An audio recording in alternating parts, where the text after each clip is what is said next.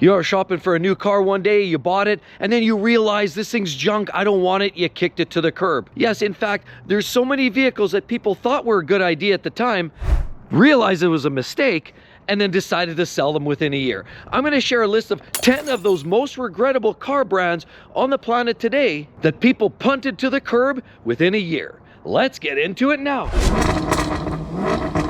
Life's too short to drive boring cars. So according to iccars.com, about the industry average of vehicles that are punted and sent down the road within the first year are about 3.4%. That's a blended average of the goods, the bads, and the uglies. Now, what we want to talk about is the first vehicle that unfortunately is a real nemesis for a lot of people, and here we have right here. What we've got is clearly an Infiniti, as you can see right here, and it's a QX50. And unfortunately, in 2019, this vehicle came out with a new series of technology. Have you heard variable compression? Yes, instead of having a connecting rod, they use a series of joints. Talk about failure mode waiting to happen. Not only that, the styling, albeit kind of interesting, after you own this for 6 months to a year, you look at this grille and it's enough to make you nauseous. Now, while there's some interesting detail, yeah, they have some great spoiler there and vents down there, laser cut wheels, and I like this detail here. What about this mirror? Beautiful. I love this chrome handles as well, two-tone, and I even like the looks of this detail right here. It looks very, very sharp, but unfortunately it's a continuously variable transmission called the Jaguar CVT that impacts many in an Infiniti, and that has put a real sour taste in people's mouth. Yeah, well, there's some people that say, yeah, my CVT has been fine. That's only if you do extreme maintenance and you take care of it beyond even what the warranty period says or even what the manufacturer's instructions say. It's a brutally unreliable transmission. Electrical issues like pedestrian warning systems, as well as infotainment problems, fuel issues, as well as shattering sunroofs has not been short on a number of issues you'll find with a lot of Infinitis. And sadly, a lot of people who end up buying one of these Infiniti vehicles like this end up regretting it. And as many as 4.7% of the population buying these kicked them to the curb within a year. Now, this next one should be really of no surprise, seeing as it's the baby brother of the Infiniti that we just spoke of when we're talking about Nissan specifically right here. And unfortunately, with products like the Nissan Juke, or as well as what we're having right here is the Nissan Pathfinder, there's no surprise that Nissan struggle with reliability, and a lot of people end up regretting this brand. As a matter of fact, about 1 in 20 people end up giving these vehicles back, either trade it in, sell it off, dump it, or just make it disappear altogether. And it's really quite sad because Nissan used to be on par with the likes of the Toyota. The 4Runner, for example, and the Nissan Pathfinder were essentially a very similar vehicle with similar capabilities. But Nissan sort of gave up the reliability ghost many moons ago, where Toyota kept on trucking. So what we have here is a Nissan Pathfinder, great example of a terrible vehicle. Of course, transmission issues, we talk CVT, and specifically when we're talking about some of these, why do you think the hood is up? It's because you're constantly underneath there. Rattling noises, chain noises to the tune of catastrophic engine failure because timing chain issues and skipping a cog, you wind up with piston and valve connection. That is one of the issues. Jatco transmission issues, they're not worth towing anything with because guaranteed that transmission will let you down. Electrical gremlins galore, and basically this vehicle is nothing more than a glorified couch on wheels. It's definitely lost its off-roading prowess like you see in the Toyotas, and now basically all you have is a garden variety, generic, overweight, bloated SUV that people quickly realize what they actually bought in for, and about 5% of owners of this behemoth sell them within a year. And right there's the next vehicle on our list, or specifically make. As you can tell, it's the 4 Rings of Despair. It's a Quattro. A lot of people buy these, and that's why it pulls people in the first place. They believe, hey, I'm going to get a great vehicle, has the Quattro all-wheel drive system. It's going to get me through snow and ice and all those great things. It always has great detail and technical aspects like that, as well as chromed aluminum on top. Of course, sunroofs on a lot of these vehicles, very sloped looking back, and they definitely lead the charge with some of the quality of LED taillights and headlights. And again, more about the Quattro. This Q3 is one of the examples of vehicles that people definitely regret before a year's up. Another one would be cars like this with the S5, for example, denotes problems. You've got timing chain issues with many of these Audis. And of course, vehicles like this, the Q7, this is the monster, 3rd row, full size, executive style SUV, as well as the Q5 and many other of these vehicles in Audi land, from the A4s, the S4s, A5s, you name it, RS, S models. I would say that a lot of them have have a significant amount of problems. They're a technical vehicle made in Germany, and honestly, a lot of the issues arise from too much complexity underneath here as well. Wheel bearings seem to wear out prematurely. Suspension bushings seem to make noise prematurely. Oil consumption seems to be a big problem for many Audi products and the VAG products in general, so that will be an issue. And a lot of times under here, that's the chains, the timing chains do start rattling, and if they start rattling, you get that noise. Specifically on a cold start, it might go away temporarily, but that is a sign that your tensioners or some related equipment, ramps, tensioners themselves, are on the way out. And that is a common issue for a lot of these, and a lot of them actually end up losing their timing chains, causing a catastrophic engine failure. Another issue with a lot of these Audis specifically is the sunroof. And up here you can expect the sunroof to leak in some cases, and you wind up with water staining dripping down on the inside of the headliner. Another complaint by a lot of customers. Electrical gremlins, no shortage of issues there.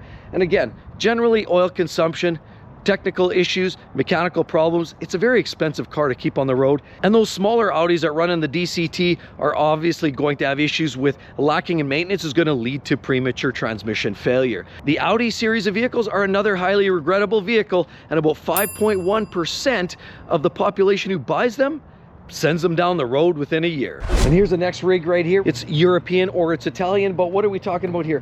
Yeah, it has this great little wheels on there. Of course, this one here, simple little mirrors, no sunroof on top, but look at the little chrome detail on there and these small little back end on these vehicles.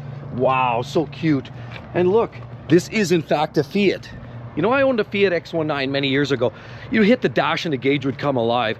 It constantly grinded, blew smoke. It was a problem. It doesn't look like Fiat's change all that much, because what they're getting is a vehicle that often has problems. Gearbox, suspension issues, noisy ride, bad handling all the way around. It's just not a well put together vehicle.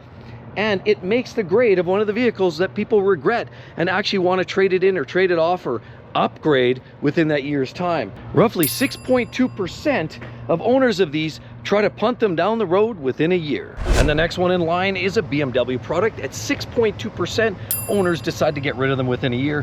High probability of repairs, breakdowns, water pump issues, timing chain, bad gearboxes, and just high costs of servicing. Remember, this is basically a BMW with another skin. Let's take a quick look. I mean, they do have a great set of headlights. This is a Countryman right here, alloy wheels. Love this detail right here. This is, look, four-wheel drive, nice chrome detail on there.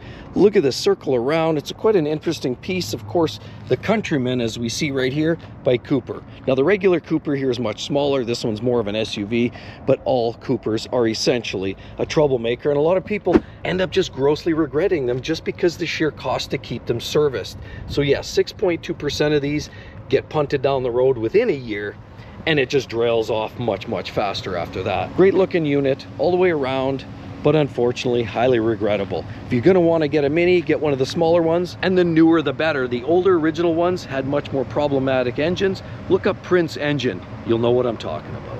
And the next car brand that conjures up feelings and thoughts of grandeur and all of these romantic feelings that you're getting into one of those British sports cars. This is the next brand that often leaves people a little bit disappointed. And of course, I personally driven these and they're a lot of fun, but they do disappoint if you were thinking about what a Jaguar actually means versus what you're actually getting. And what we're looking at here specifically are, this is an F-Pace, of course, has that great little kitty logo on there. And this is an S model, beautiful LED headlights. Of course, you get lots of badging. There's definitely lots of branding on these vehicles. You get this nice piano gloss finishing along here and oversized glass roof, and definitely some nice detail. I love this look over here. Oh, look, quality parts coming off right there, parts not necessarily holding together. So that's just an example of some of the issues. Of course, you don't have good panel gap fitment right here. And of course, yeah, you've got some nice detail along the bottom here, but even these wheels tend to be expensive, as does all the rest of the maintenance. And that's a big reason why people start to regret these. They start getting their service bills for some of these vehicles and they realize, uh-oh, that's more than I signed up for. And then of course, look, you get crusted out tailpipes like that, and this one's all-wheel drive. Even with these smashed up looking tail, look at the alignment on this unit here. Definitely not a great fit and piece. But the worst part is some of the engines. Of course, this comes with the V6. This is the S, comes with the V6 supercharged 3-liter, makes a ton of power. It's a great performer, but it's basically they've created a V8 pulled the back 2 cylinders out and just put heads on top of 6 of those 8 cylinders. It's just a really odd design. Then on top of that, coolant leaks, the infamous Y pipe that you get in front here, that's known to puke antifreeze. There's an update, but it's just more dollars out of your pocket. They do tend to eat tires very quickly. Maintenance costs are between $1,500 to $2,000 a year just for standard maintenance. Again, the 4-cylinder turbo engine is a little bit problematic and slightly underpowered. I recently reviewed one of those, and honestly I found that even at idle it's a little bit shaky, and when you put the air conditioning on it starts to really feel unstable, so it tells me it's a little bit unrefined. Sure, you can get the supercharged V8 in a lot of engines. Of course, you can get the SVR F-Pace like this with that supercharged V8. And the XJL, for example, is a beautiful, luxurious sedan, but huge amount of repairs waiting for it. The F-Type is just one of the best sports cars on the planet, but the maintenance comes at a cost. So most people who end up buying a Jaguar who didn't do their research, don't understand the pitfalls, end up regretting these grossly, to the tune of about 6.4% of people who end up buying these end up getting rid of them well within a year's time. And sadly, this next brand here is about 6.5% of the people that buy these end up giving them gone, trade them in, punt them to the curb, kick this crap, make it go away within a year's time. And we're talking about vehicles from the Land Rover group. Here we have a Range Rover, and this one is a Velar, as you can tell, the long sleek lines. It's a pretty vehicle. Of course, you do have these high gloss wheels, you do have this nice trim along the side, but look, these handles pop in and out and they freeze up in the wintertime. So it's not a very practical unit. And as well, the transmission's been known to jam up in gear, or you can't get it in gear or out of gear. And as well, you have this vehicle here. Here's a full-size Range Rover, part of the Land Rover group as well. Does have the oversized wheels. Look at the massive 22-inch wheels on these vehicles. Absolutely glorious. They also have the flush handles, which are also going to be a problem in the wintertime.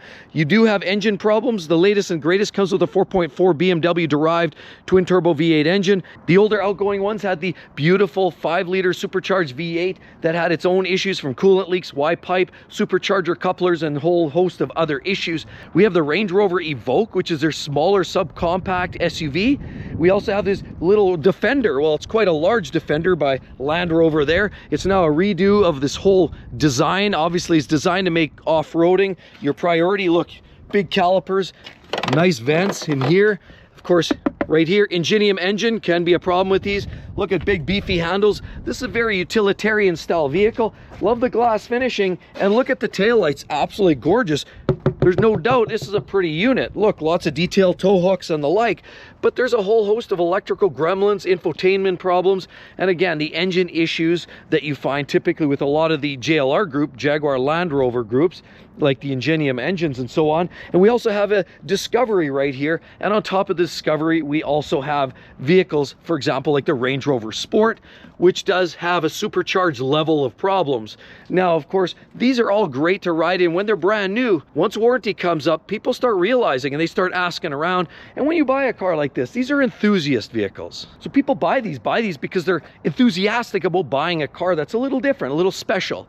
And in doing so, they start realizing in the forums and asking around the kind of costs that you can anticipate. Annual servicing of $2,000, $3,000 a year just to keep it going, fuel fluid changes, filter changes, things like that. Once you get around that 5-6 mark, then you're always doing tires and you're doing brakes. And then of course, everything's large, 22-inch wheels and brakes. You're end up going to spend average out $3,000 to $4,000 a year. That's if nothing major goes, like a transmission or engine, which unfortunately, that is a common issue with some of these vehicles. So unfortunately, the Land Rover brand, once people start figuring it out, the sort of issues you can get with these vehicles, they quickly make a knee-jerk response like that, and they end up sending it down the road well within a year's time. And here's the next brand that a lot of people regret. 7.4% of these brand owners end up selling them well within a year. I mean, sure, you get 4MATIC, which is nice, but wait a minute, the birds don't even like it either. Look at that. We're talking Mercedes, and this is a GLC 300. This is sort of the smaller to mid-size SUV. And I actually personally own a C300, which is essentially based on the same drivetrain, chassis. Even the interior fitments are all more or less the same. Yes, it has some great headlights. All the technology is there. It has a lot of tech. There's no doubt about it. All the features, safety features and elements are all in this vehicle. It performs well. But also, there's a whole host of other Mercedes. The GLB, for example, have you heard? Engine failures, early generation engine failures on some of those vehicles. Models like the GLE 400. People talk about noise coming out from under the hood, whistling sounds in the interior. fabrics on the seats that don't hold up all that well, and the bolsters being kind of crinkly way too early on. Modules that drive lights and modules that drive some of the safety components failed prematurely. And my personal experience with modern day Mercedes-Benz is they're very, very fragile. They're a shell of what they used to be. As a matter of fact, right here we have another 4MATIC. Here's an E-Class. This is a wagon, a touring car. A lot of people love them. But again, unfortunately, unless you're getting some of the older S63 or 63 series vehicles like we see in right here, this is the big granddaddy of Mercedes-Benz. Many of them have smaller, weaker engines. Yes, they're now replacing a lot of their V8s, of course, with, sadly, 4-cylinder turbos and a little bit of hybrid assist, so that's a little bit weak. Then of course a lot of the technology is there, it works, but it seems to fail many times. And unless you're running the right voltage, even a weak battery can send your car just in confusion mode.